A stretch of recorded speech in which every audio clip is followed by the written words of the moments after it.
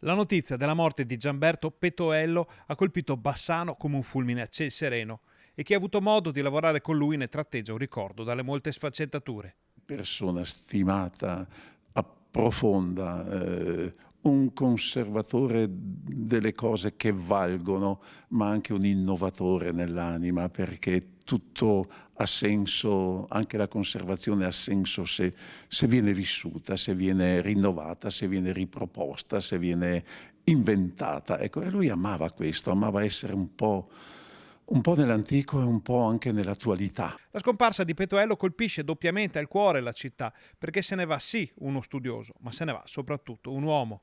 Non era solo uno studioso, un ricercatore, era anche uno che sapeva comunicare quello che aveva dentro, nell'anima, nella testa, una bella mente, una bella persona. Lascia un vuoto notevole anche in me. Nei luoghi in cui Petoello amava trascorrere qualche minuto di serenità assieme ai suoi amici è grande il dolore. Era una persona veramente un signore in tutti i sensi, di una gentilezza e tutto.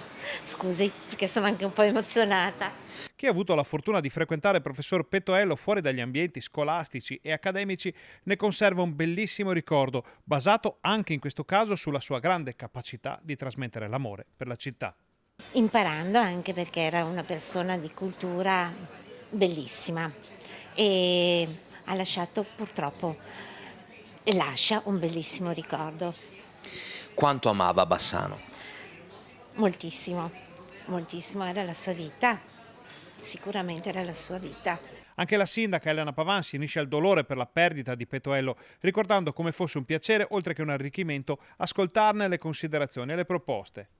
La sindaca spiega di aver ricevuto dal professore riflessioni, idee, spunti e anche critiche, sempre dettate dalla volontà di migliorare alcuni aspetti della città.